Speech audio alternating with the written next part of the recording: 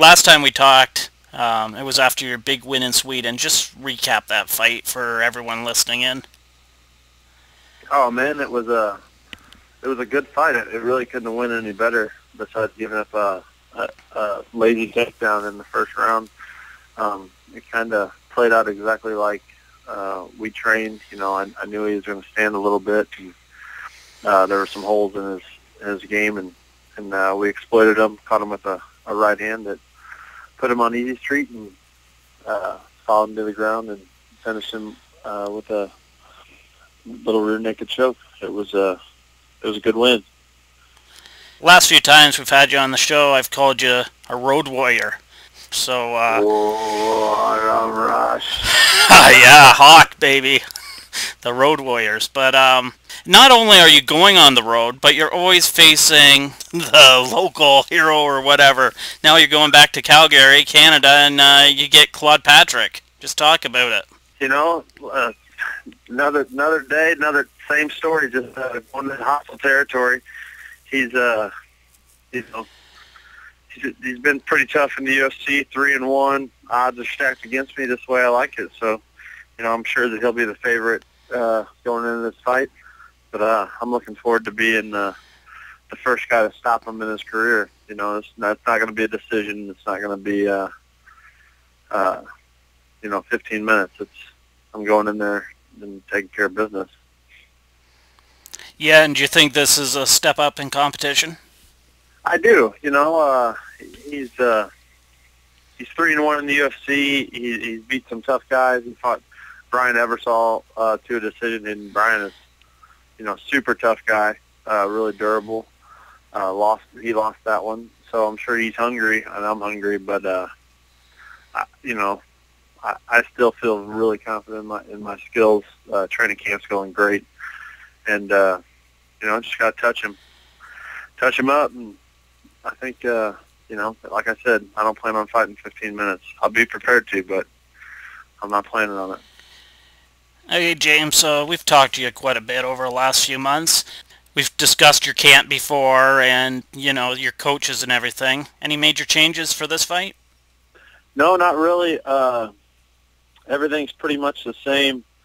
One of my good friends down in Houston, Texas, Andrew Craig, is fighting Rafael Natal early July, on the San Jose card. So I'll be going down there Friday for about a week and kind of helping him put the finishing touches on his camp. And it'll just be great training. Other than that, it's the same old. You know, the OGs, as I like to call them. You know, Brian Piccolo, Rafael Lovato Jr., Travis Turner, Jared Hess, Matt Grice, who just came off a big win over Leonard Garcia, and all the tough guys at his gym and at Lovato's jiu-jitsu. There's just so many tough guys in Oklahoma that are coming up. I think, you know, Rob Wood, who's a good friend and great training partner of mine, he's really making a splash on the MMA scene locally, and he'll be a name to watch out for. So it's just the talent out here is, it might not be as well known as some of the big camps, but before it's all said and done, it will be. Let's get a prediction from you. We got, in a week and a half, Chael Sonnen versus Anderson Silva 2. Who'd you got? I'm so excited for this fight. After the shit talking that Anderson Silva put on about breaking all his teeth out and breaking his limbs and stuff, Yeah. it's like I'm almost scared for Chael Sonnen. He's been talking for so long, but he's such a good talker. It's like I've never been sold on a fight. Like I've never been excited. I can't remember the last time I've been so excited to watch a fight. I hope it goes down just like the first one. I can't pick against Anderson Silva. I mean, the guy got beat up for 24 and a half minutes and still won a fight. The guy's never out of it. Anderson Silva's winning. It's amazing. What amazes me is, you know, in WEC and everything, he wasn't that big of a talker, but once he got to the UFC, he started talking up the game, didn't he? I mean, he took some classes, or I don't know what he did. You know, he went to WWE school for, you know, I don't know. It must have been when he was running for politics or something. Like it just clicked. Somebody, you know, this is what you got to do. Nobody's, you know, I don't know.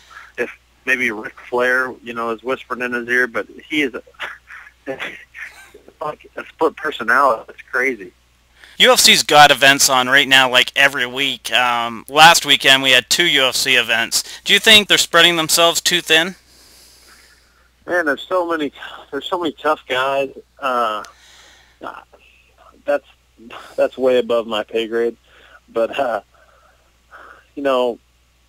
don't know with the global marketing that they're doing.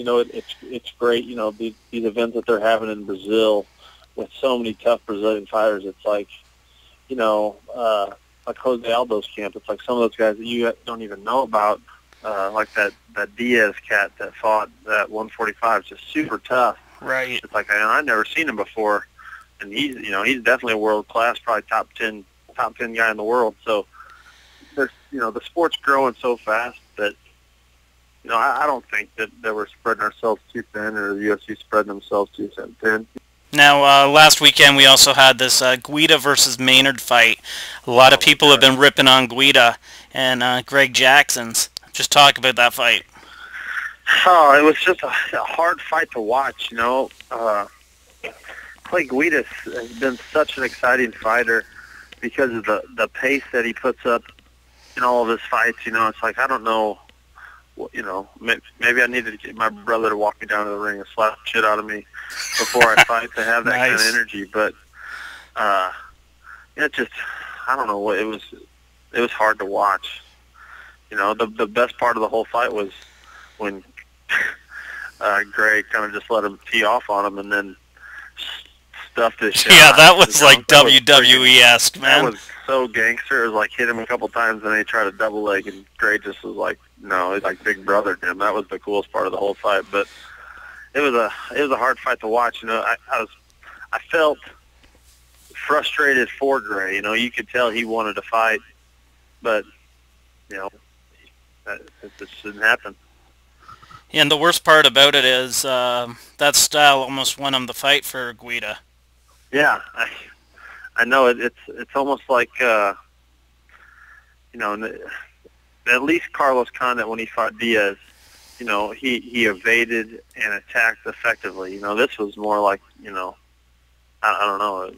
It just seemed like he was just trying to chase him the whole fight. But like you said, I don't know. I don't know how anybody could score that fight for Clay Guida. Do you think he has the best cardio in MMA? I don't know. I mean, he's got some awfully good cardio, but I don't know. Okay, man, fantasy I've never match. seen him get tired. Yeah, I just think like that was a crazy pace he was at for 5 rounds. I've never seen anything like it. Now, I don't know. It was pretty much Caleb Starnes-esque from a few years back. Not that bad, but almost. Right. Like we're talking in that sort of realm. It was like a Caleb Starnes like hip hop dance fighting. Like Right. Like if you set a beat to that thing, it was crazy. I don't know what he was doing. Like he was breakdance fighting without the fighting. Right. Hey, man. So fantasy matchup. What fighter from past or present would you love to fight? Oh man, there's so many tough guys, and I'd like to fight. I mean, that's why I got into the sport, is just the competition of it. As far as like, I really want to fight a brawler. It really doesn't matter who it is. Like, even like you just love a guy like Chris Lieben. Yeah, I was just thinking about that. The test to fight a guy like Chris Lieben would be so much fun, because it's like, you've seen his fights with Terry Martin. Like the Terry Martin fight, maybe my favorite fight of all time. But yeah, I went to that fight at the Palms. He's like a zombie. Like you can't everything. I can't even comprehend it. But a guy like that, it would just be really those fights intrigue me. Those would be easy to, just let's get in there and see how big a boy you are. That's the kind of fight I like. Okay, James, thanks for giving us the time. Do you want to promote your Twitter or Facebook? Yeah, I